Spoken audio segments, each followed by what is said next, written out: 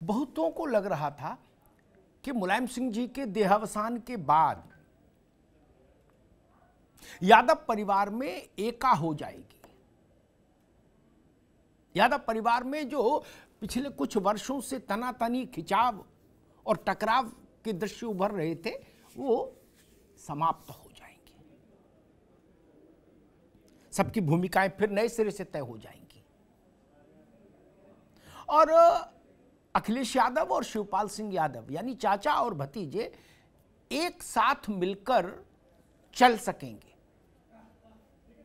ऐसी उम्मीद करने वाले समाजवादी पार्टी के हजारों कार्यकर्ता तो थे ही, कुछ राजनीतिक विश्लेषक भी मान रहे थे कि अब शायद मुलायम सिंह जी की अनुपस्थिति दोनों पक्ष, दोनों शिविरों, अखिलेश यादव और शिवपाल यादव, दोनों शिविरों को इस बात के लिए बाध्य करे और इस बात की जरूरत दोनों के लिए बराबर हो जाए कि एक साथ चलना चाहिए। सफाई से बीच बीच में जो दृश्य आ रहे थे शोक के उन दिनों में, मुलायम सिंह जी के दिवंगत होने के बाद, वो दृश्य भी इसी ओर इशारा कर रहे थे कि बर्फ पिघल रही है, चीजें सुधर रही हैं, परिवार में एका हो सकती है। और उसी के बाद आ गया मैनपुरी लोकसभा उपचुनाव का नोटिफिकेशन की घोषणा। मुलायम सिंह जी की सीट, उनका कर्म क्षेत्र, उनकी कर्म भूमि, फिर लगा कि ये शायद एक अवसर है परिवार की एका के लिए। कुछ दिन वैसा दोनों तरफ से कुछ कुछ हल्के हल्के मीठे मीठे संकेत भी आए। शिवपाल जी ने कहा कि हाँ जी, सब लोग मिलके चलेंगे, पार्टी को मजबूत करेंगे और नेताजी जो रास्ता दिखा गए उस पर चलेंगे। लेकिन धीरे धीरे जैसे जैसे समय बीता, लगा कि जो एक आभासी दृश्य बना था एका का, परिवार के एकजुट होने का, वो दरकने लगा चित्र। और दरकते दरकते ये स्थिति आ गई कि फिर पहले जैसी तनातनी सतह पर दिख गई। मुलायम सिंह जी की मृत्यु ने जो तनातनी टाली थी शोक के क्षणों में, वो तनातनी चुनाव के चलते फिर सतह पे आ गई। अखिलेश यादव, रामगोपाल यादव अपने दूसरे चचेरे चाचा रामगोपाल यादव के साथ हैं और शिवपाल यादव अकेले, एक शिविर वो और एक शिविर ये। शिवपाल जी ने कुछ दिन कहा भी कि मैं इंतजार कर रहा हूं कि उधर से मेरी क्या भूमिका तय होती है, लेकिन कोई भूमिका तय नहीं हुई। भूमिका पर चर्चा ही नहीं हुई, न चर्चा, न पर्चा, न खर्चा। शिवपाल जी को लगा कि शायद मैनपुरी में बाय इलेक्शन में कोई रास्ता निकले, उस पर भी चर्चा नहीं हुई। तब कल जब वो गोरखपुर गए तो शायद वो इस मनस्थिति में गए कि एनफ इज एनफ, बहुत हो लिया। तो कल उन्होंने फिर हमला बोला और मुलायम सिंह जी की दिवंगत होने वाले दिन से लेके और कल से पहले तक दोनों पक्षों से हमले बंद थे, लेकिन कल पहली बार वो हमला भी शुरू हो गया और हमला भी तीखा। शिवपाल यादव ने कहा कि जो घर का नहीं हुआ वो और किसी का क्या होगा। उनका अखिलेश यादव चाटुकारों से घिरे हैं। अब रास्ता साफ हो गया, संकेत साफ हो गया कि वो अलग, ये अलग। अब मैनपुरी बीच में फंसता है। क्या मैनपुरी का चुनाव शिवपाल यादव के लिए भी उतना ही महत्वपूर्ण है जितना अखिलेश यादव के लिए? जी हां, शिवपाल यादव इस बात को अच्छी तरह जानते हैं कि मैनपुरी उनके लिए भी एक बैटल से कम नहीं है। अगर इस चुनाव में उनकी कोई भूमिका नहीं हुई तो शायद उनके पास फिर बहुत कुछ करने के लिए बचेगा नहीं। पार्टी और पार्टी का संगठन कोई बहुत बड़ा है नहीं उनके पास, फिर क्या होगा। और अखिलेश यादव और उनकी पार्टी के लिए तो ये डू और डाई की परिस्थिति है, मैनपुरी। और इसीलिए शायद शिवपाल ने कल कहा भी कि मैनपुरी का परिणाम देश और प्रदेश की राजनीति का भविष्य तय करेगी। अब बताइए ये ऐसा क्यों बोला? इसका मतलब अंदर अंदर कुछ हो रहा है, कुछ खदबदाहट है। और याद रखिए इन सब के बीच में भाजपा भी खड़ी है मैनपुरी के आंगन में। उसकी भी निगाह यादव परिवार के आंतरिक ऊहापोह पर, उठापटक पर है। और कब कहां से कैसे किसके सूत्र कहां जुड़ जाएं आप नहीं कह सकते। इसलिए महत्वपूर्ण हो गया है मैनपुरी, क्योंकि मैनपुरी उत्तर प्रदेश की राजनीति के सबसे प्रभावशाली परिवार और उसकी पार्टी दोनों के भविष्य और भाग्य के लिए एक फैसला करेगा। इसलिए मैनपुरी महत्वपूर्ण है। ये महज एक चुनाव भर नहीं है कि एक बाय इलेक्शन है, हो गया, कोई जीत गया कोई हार गया, नहीं, इसलिए महत्वपूर्ण है। शिवपाल ने एक कसौटी उछाली और उन्होंने कहा कि भाई हमारी प्रसपा ही असली समाजवादी पार्टी है। क्या शिवपाल मैनपुरी के चुनाव को असली समाजवादी पार्टी और नकली समाजवादी पार्टी का उत्तर खोजने का माध्यम मान रहे हैं? और अगर मान रहे हैं तो स्वाभाविक है उन्होंने अपने लिए कोई भूमिका तय की होगी। उसका पत्ता अभी नहीं खोला हो, लेकिन कोई भूमिका तो तय की होगी। मैं बात शुरू करूंगा समाजवादी पार्टी से। आशीष जी, जो तस्वीरें आई थी नेताजी के देहावसान के बाद, उनसे एक फिर से वो कहानी शुरू हुई कि भाई चलो सब एक हो गए, परिवार एक हो जाएगा और इस तरह का एक। लेकिन जैसे ही मैनपुरी का इलेक्शन अनाउंस हुआ वो सारी जो बखिया थी वो उधड़ गई। फिर दे तेरे की, तुम अलग हम अलग। अब मसला ये है कि एक ही आंगन में सब खेले, सब बड़े हुए, सबका आधार वही इलाका, सबका जनाधार वही इलाका। ठीक, गुड्डू को ये भी जानते हैं, शिवपाल जी भी जानते हैं, अखिलेश जी भी जानते हैं, रामगोपाल जी भी जानते हैं, धर्मेंद्र जी भी जानते हैं। इलाका वही छोटा सा है वही सब लोग की राजनीति है। अब आपको क्या, जैसे कल शिवपाल यादव ने कहा गोरखपुर में कि जो परिवार का नहीं हो सकता वो किसी का नहीं हो सकता, और उन्होंने कहा कि चापलूसों से घिरे हैं अखिलेश यादव। इसके बाद अब आपको लगता है कि कहीं कोई सुलह, सफाई, एडजस्टमेंट, इस तरह की चीज़ों की गुंजाइश बचती है क्या? एक खबर आई है, जरा उसको भी कर दूं। ये खबर भी मैनपुरी के लिए बड़ी महत्वपूर्ण है। जो लोग मैनपुरी के पूरे समाजशास्त्र को जानते हैं वो इस बात से सहमत होंगे। अखिलेश जी ने अभी अभी आलोक शाक्य, ये उत्तर प्रदेश में मंत्री भी रहे और भोगांव के रहने वाले हैं, इनको मैनपुरी का जिलाध्यक्ष मनोनीत कर दिया है। मैनपुरी लोकसभा क्षेत्र दो जातियों का वर्चस्व है, यादव और शाक्य, दो का वर्चस्व है।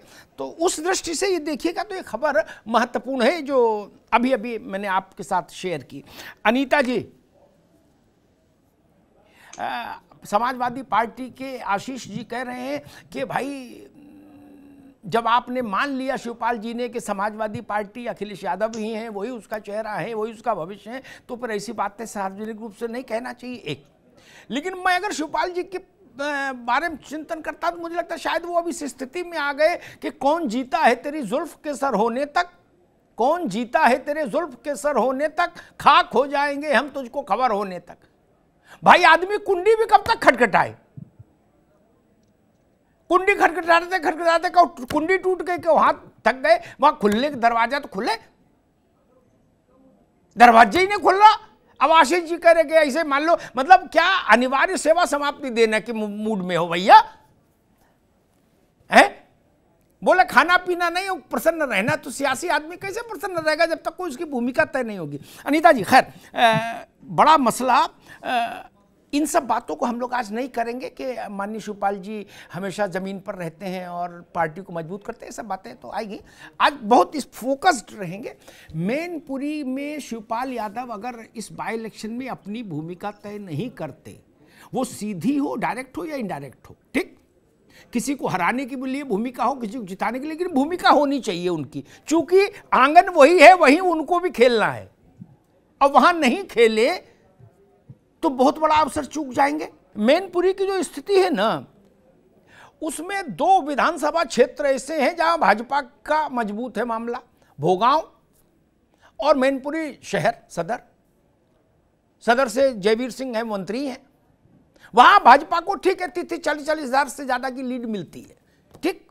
2 इनकी हैं मजबूत, समाजवादी वालों की, करहल और जसवंत नगर शिवपाल यादव की, और करहल अखिलेश यादव की, ठीक। तो 2-2 बराबर हो गए, ठीक, 2-2 बराबर हो गए।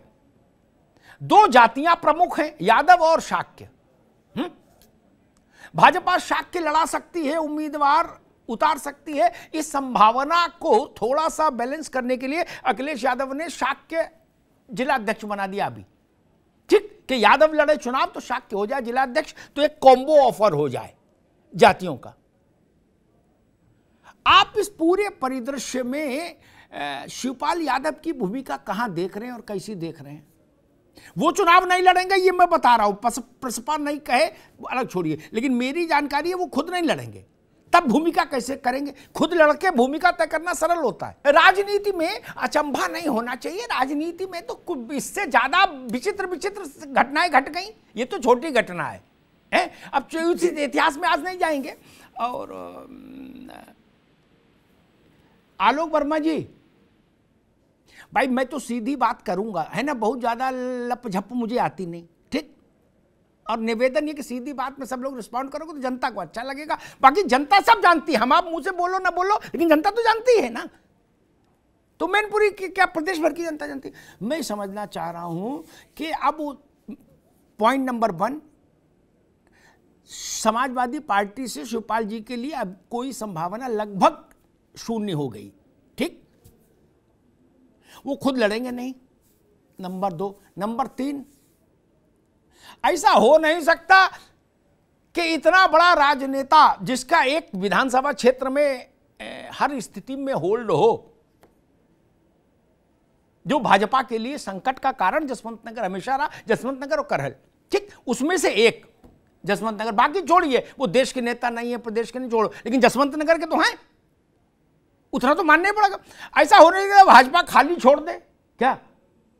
अब मसला ये बन रहा है, जनता समझना है चाह रही भैया आलोक जी, कि आप जब उम्मीदवार उतारोगे तो उसको ऐसी कोई व्यवस्था बनाई है कि भाई उसको इशारों में ही सही, लेकिन शिवपाल जी का आशीर्वाद हासिल रहे। आलोक जी, ऐसा लोग कह रहे हैं मैनपुरी में, कहीं चले जाइए सब यही कह रहे हैं कि भाई साहब आप पूछो क्या समीकरण बनेगा, बोला कुछ नहीं, भाजपा वाले कैंडिडेट को चाचा जितवाएंगे जी। इसीलिए उन्होंने कहा भी है कि देश और प्रदेश की राजनीति का भविष्य तय करेगा मैनपुरी का चुनाव। भाई मैं तो प्रैक्टिकली सवाल पूछूंगा, अब उसमें आप लोग कुछ भी बोलो, कम से कम जनता ये तो कहेगी कि अग्निहोत्री जी ने ईमानदारी से पूछा, नेता नहीं बोले, ठीक बात।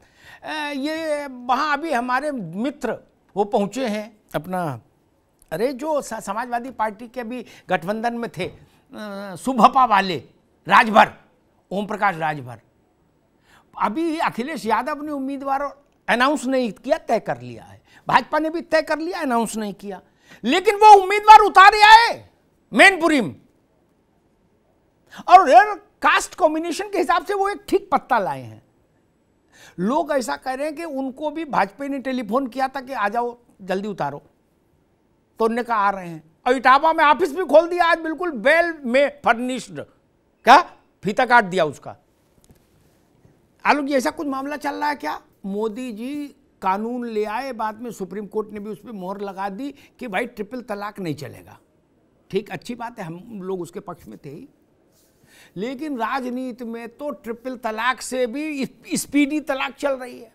क्या आज इधर निकाह कल उधर तलाक, समझे नहीं आ रहा कौन किसके साथ है। पत्रकार याद कितना रखे, जब बोलो तो पहले देखो भैया कौन है, अभी है कि नहीं पता लगा, बोल दो उनके लाई वो भाग गए हो। और आशीष जी भाई उन्होंने कई नाम गिना दिए, त्रिपाठी जी आ रहे हैं, लेकिन रोचक बात है तो कही दूं, उन्होंने सब नाम गिना दिए महबूबा से लेके और कहाँ कहाँ तक।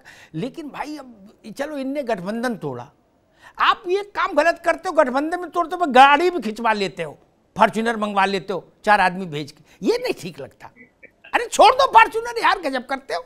ऐसा रिश्ता होता कहीं, आदमी तलाक लेता है तो ऐसा थोड़ी ना कि घर के चम्मच बर्तन गिलास छीन ले आएगा। अरे छोड़ो, अच्छे दिनों की याद में दे दो गाड़ी। अब फिर वो आदमी सौ जगह रोता है, वो कहता हमारी गाड़ी छिनवा ली, बताओ अब इनके साथ हम कैसे चल रहे हैं। वो गाड़ी तो नहीं छिनवाए, कम से कम कल फैसला हो जाएगा कि रामपुर में चुनाव होगा कि नहीं।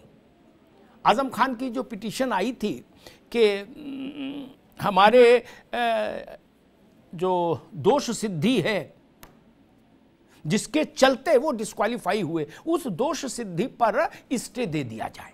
सुप्रीम कोर्ट ने कहा कि न सेशन में भेजे दे रहे हैं आपका ये कागज, सेशन ही डिसाइड करेगा, यानी रामपुर का सेशन कोर्ट ही डिसाइड करेगा। तो उसने कल की तारीख तय की है। कल अगर इनको स्टे मिल गया तो बच गए, नहीं मिला तो उसने इस इलेक्शन कमीशन को कहा है कि परसों आप नोटिफिकेशन जारी कर दीजिएगा और इलेक्शन आगे बढ़ा दीजिएगा। और मैनपुरी तो है ही, रामपुर एक व्यक्ति का मसला है क्या, और वो व्यक्ति भी उम्रदराज, थका, 100 से ज्यादा मुकदमों में घिरा है, तो अब कोई वैसा ताकतवर भी नहीं है दृश्य क्या कि चिराग जल रहे हो आजम साहब के नाम के, ऐसा तो रहा नहीं। लोकसभा हार ही गए।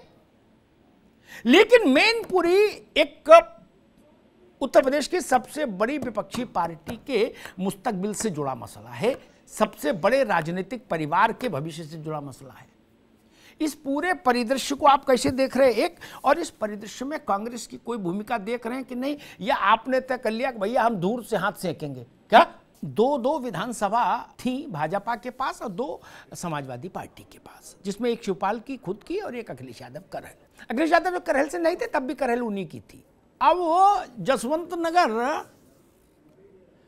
अगर इतना ही निर्णय शिवपाल यादव के कारण कर ले कि भाई हम सपा के साथ नहीं, तो भी तस्वीर बदल जाती। प्रत्याशी कोई हो, जो लोग मैनपुरी के हैं वो मेरी इस बात से सहमत होंगे। और आज ये भी ठीक है कि कोई भी उम्मीदवार हो वो मुलायम सिंह नहीं हो सकता। एक्स लड़े वाई लड़े, मुलायम सिंह तो कोई नहीं हो सकता। अखिलेश यादव तो लड़ेंगे नहीं चुनाव, और ना शिवपाल सिंह लड़ेंगे चुनाव। तो फिर जो भी लड़ेगा वो उम्मीदवार होगा, वो मुलायम सिंह नहीं हो सकता।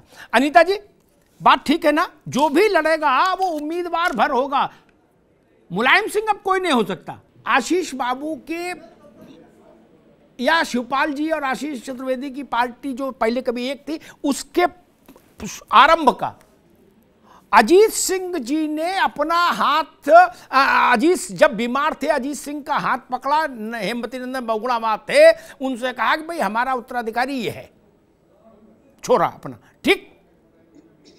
मुलायम सिंह को नहीं बनाया, लेकिन अजीत सिंह की पार्टी सिकुड़ती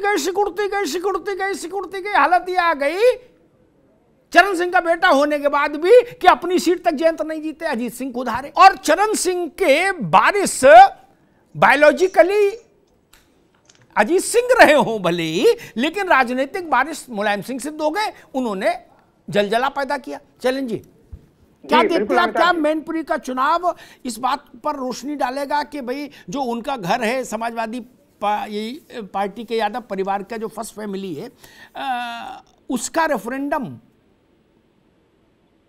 होगा ये मैनपुरी का वर्डिक्ट? कल मुझसे कोई कह रहे थे, आलोक जी कल मुझसे कोई कह रहे थे, ये विषय आपके प्रश्न का नहीं है पार्टी का, लेकिन अच्छा विषय इसलिए रख रहा हूँ, आपसे प्रश्न दूसरा करूँगा, कि वो कह रहे थे कि भाई साहब ये महाभारत होगा मैनपुरी में।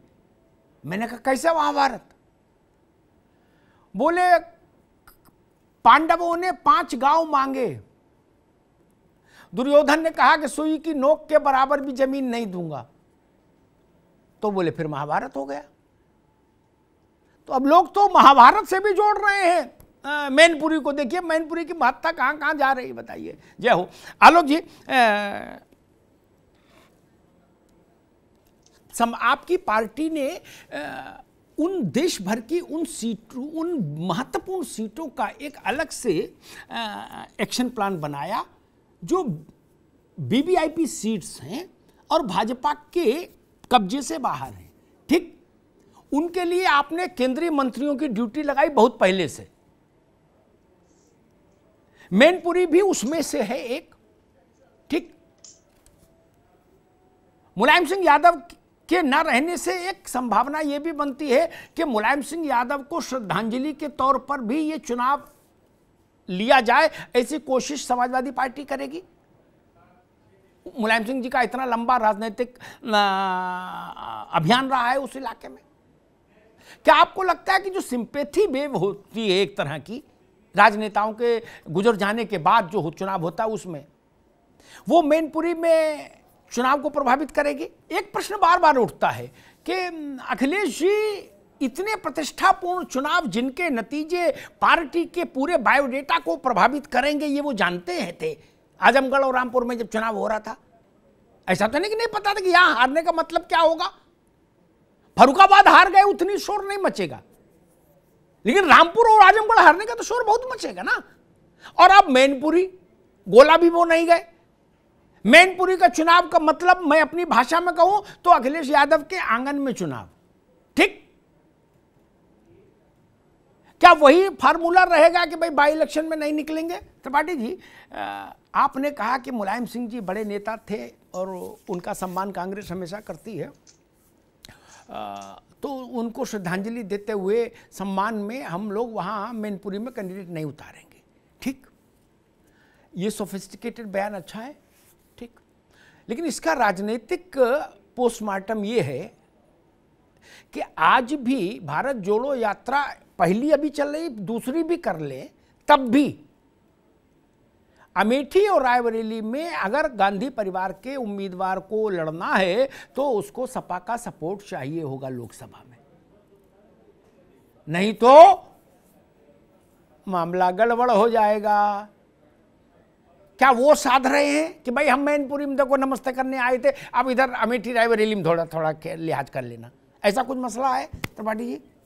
नहीं अमिताभ जी, इसको इतने छोटे स्तर पे ले जाके अदला बदली छोटा स्तर नहीं मालिक। अरे राम राम भजो, चुनाव जीतने के लिए इंदिरा गांधी तक को सब कला करनी पड़ती थी, नेहरू जी को करनी पड़ती थी, वाजपेयी जी को करनी पड़ती थी। चुनाव छोटी चीज है क्या भैया? कांग्रेस राजनीतिक दलों के साथ खड़े होने की चिंता छोड़े, वो जनता के को अपने साथ खड़े करने के प्रयास करे, बाकी सब चीजें ठीक हो जाएंगी। अन्यथा नेताओं के साथ खड़े हो जाओ, उससे क्या होगा? जनता तो होनी चाहिए ना पीछे।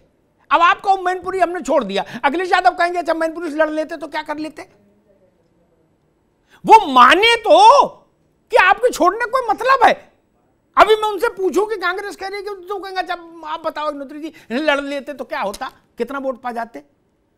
तो वहां नमस्ते ठीक है, जहां नमस्ते का कोई मोल भी हो भैया। बेवजह नमस्ते भी कई बार चीजों को हल्का कर देती है। अनीता जी, जो बातें आशीष जी ने कही वो तो कही, उनका उत्तर आप देंगी।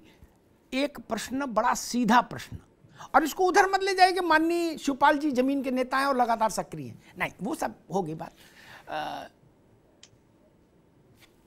अब शिवपाल यादव चुनाव नहीं लड़ेंगे खुद, ठीक। जब खुद नहीं लड़ेंगे तो अब प्रश्न उठता है, सपा से तो उम्मीदवार आ ही रहा है, आपको भी पता है, मुझे भी पता है, सब लोगों को पता है, ठीक। लेकिन वही है कि नाम तब बोलो जब पार्टी एक बार अनाउंस कर दे, ठीक। भाजपा का भी उम्मीदवार तय है।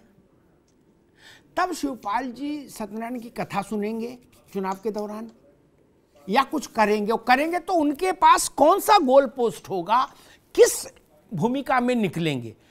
अखिलेश यादव के कैंडिडेट को हराओ, एक ये हो सकता है, भाजपा को हराओ, दूसरा ये हो सकता है। तो भाजपा को हराओ तो अखिलेश यादव लड़ ही रहे हैं, उनकी पार्टी के आदमी, तो वहां आपकी भूमिका क्या होगी?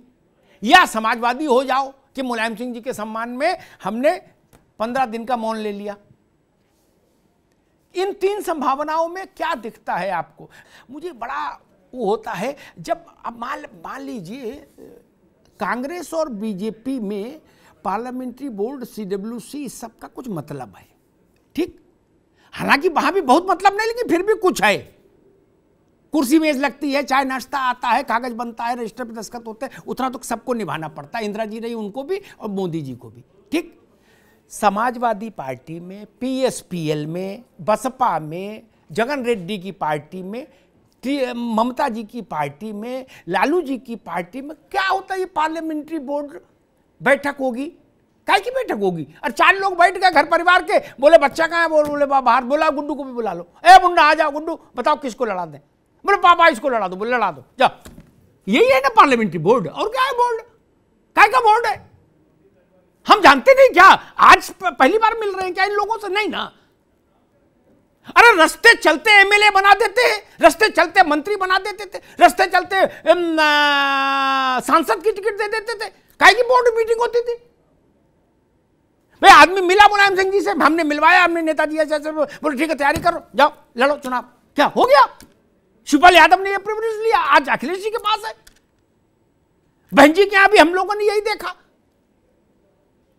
भाई जो आया उसको उन्होंने नापा तौला, फिट बैठा, बोले हो गई टिकट। मैंने कभी नहीं सुना कि वो कोई पार्लियामेंट्री बोर्ड कागज पे हो गया हो, ठीक है। उसके लिए बाबू होते हैं हर पार्टी के, बेटा टाइप करके सब दस्तखत करा के जमा करा देना चुनाव आयोग में, बस ना।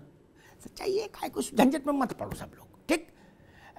क्या पार्लियामेंट्री पर शिवपाल जी और बहुत मान लो आदित्य, 2 लोग को बैठ के तय करना है ना।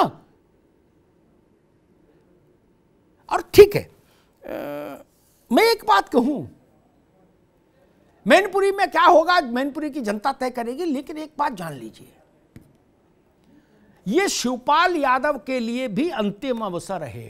क्या? दुविधा में दोनों गए, माया मिली न राम। क्या? बड़े बूढ़े कहते हैं शिवपाल जी, चौराहे पर कभी बाएं कभी दाएं, कभी पूरब कभी पश्चिम मत भागो, उसमें एक्सीडेंट हो जाता है। शिवपाल जी इसी विभ्रम की स्थिति के शिकार हैं लंबे समय से। यह बात मैं प्रवक्ताओं के वक्तव्यों पर नहीं कह रहा, ठीक। वो ये 2 कदम कहीं आगे चलते हैं, फिर 3 कदम पीछे खींच लेते हैं, कभी दाएं कोशिश करते हैं, कभी बाएं, कभी पूरब, कभी पश्चिम, वहां से फिर दिक्कत पैदा होती। मेरी विजडम ये कहती है उनके लिए आखिरी अवसर है। उनका मतलब PSPL भी उसमें इंक्लूडेड है, ठीक। क्योंकि हर आदमी पूछता है, अगर कल्याण सिंह अलीगढ़ में परिणाम नहीं दे पाए थे, बुलंदशहर में परिणाम नहीं दे पाते जहां उनकी बिरादरी का होल्ड था, तो आज कल्याण सिंह जी का बेटा मंत्री, अरे सांसद और पौत्र मंत्री नहीं होता ना भाजपा में।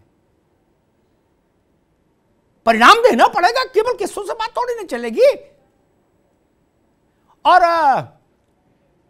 अखिलेश जी के लिए मैं ये नहीं कहूंगा अंतिम अवसर है मैनपुरी, लेकिन मैनपुरी उनकी पार्टी के और उनके बायोडेटा में बहुत बड़ी, मैनपुरी जीत जाएंगे तो उतनी बड़ी बात नहीं है। यह भी समझ लीजिए आशीष चतुर्वेदी जी, सपा मैनपुरी जीते तो बड़ी बात नहीं है, लेकिन अगर सपा मैनपुरी नहीं जीत पाई तो अपने जीवन के सबसे बड़े संकट काल से में प्रवेश करेगी। उसका फिर कोई जस्टिफिकेशन नहीं होगा, ना दाएं भाग पाओगे ना बाएं भाग पाओगे कि नहीं ऐसा नहीं, ऐसा था, वो चंद्र ग्रहण पड़ा था, फिर सूर्य ग्रहण पड़ा था, तो इसलिए फिर सूर्य बुध गुरु ने दिशा बदल दी, सब भी नहीं चलेगा। आदमी कहेगा आंगन में नहीं जीते तो कहां जीतेंगे? और जहां करहल खुद इंक्लूडेड है उसमें, लोकसभा में सीट में, समाजवादी पार्टी में 2 ही बड़े लोग नेता के तौर पर, अखिलेश जी और थे, और शिवपाल यादव मुलायम सिंह के बाद, ठीक। दोनों की विधानसभा इसी में आती, इसी लोकसभा में। बताओ भैया, परिणाम कैसे नहीं बवाल क्रिएट करेगा? पूरा बवाल क्रिएट करेगा। और भारतीय जनता पार्टी, आलोक जी के वक्तव्य पे नहीं करा, उनको जो बोलना था उन्होंने बोल दिया ऑफिशियली, जितना मैं भाजपा को समझता हूं, भाजपा कोई प्रयास बाकी नहीं रखेगी इस भ्रम को तोड़ने में। जिस जेल के साथ, जिस आक्रामकता के साथ उसने आजमगढ़ में निरहुआ को लड़ाया और यहां रामपुर लोकसभा में लोधी को लड़ाया, वैसे ही लड़ेगी मैनपुरी का चुनाव। और अगर आजमगढ़ रामपुर में विधानसभा हुआ तो वो चाहती है। भाजपा के बड़े नेताओं से पूछिए तो वो कहते हैं कि भाई साहब हम लोग इस कोशिश में कि ये गड़फड़ वाला लफड़ा जो है ना वंस फॉर ऑल खत्म ही कर दें। क्या बाद में आप लोग भी लिखना बंद कर दो कि उनका गढ़ और इनका गढ़, सीधे लिखो मैनपुरी, इटावा, फर्रुखाबाद, रामपुर, स्ट्रॉन्ग होल्ड और गढ़ और ये सब कुछ नहीं, किला पिला, बोले खत्म कर देंगे हमेशा के लिए। उस आक्रामकता के साथ भाजपा लड़ेगी चुनाव। और एक बात मैं जानता हूं, अनीता जी अभी उसको स्वीकार नहीं करें, उनको करना भी नहीं चाहिए, वो नेता हैं उस पार्टी की। जो मेरी सिक्स सेंस कहती है, राजनीतिक समझ कहती है, मेरी बात से मन में आशीष जी भी सहमत होंगे, वहां बहुत विकल्प नहीं होंगे मैनपुरी में। क्या या तो आप सपा के साथ खड़े होंगे, हाँ? या आप भाजपा के साथ खड़े होंगे, सामने या पीछे से। ठीक, सपा के साथ आप नहीं खड़े हैं तो एक विकल्प खत्म हुआ। जैसे केबीसी में आता है ना, 2 विकल्प हटा दीजिए, तो एक विकल्प हटा दिया मैंने, 2 ही विकल्प में। क्या फिर आप सीधे खड़े होइए भाजपा के साथ या प्रच्छन्न रूप से होइए, और कोई रास्ता मैनपुरी में नहीं बनता। और मैनपुरी में यह भी संभव नहीं कि बाहर ढोल बजे और हम घर में बैठे रहें, शिवपाल यादव, यह भी संभव नहीं होगा। और कई बार चुनाव जीत के ही मान नहीं बढ़ता। आशीष जी, त्रिपाठी जी भी सहमत होंगे, शैलेंद्र जी भी, सब मित्र सहमत होंगे। चुनाव अगर आप हरा दें किसी को तो भी मान बढ़ जाता है। जनेश्वर जी ने हमसे एक बार बात कही थी, क्या शैलेंद्र जी, ठीक बात है ना, हराने वाले को भी लोग याद रखते हैं, भैया फलाने ले डूबे थे। क्या राजनीति में केवल चुनाव जिताने वाले ही को माला नहीं पहनाई जाती, हराने वाले को भी रसमलाई मिलती है खाने को। धन्यवाद।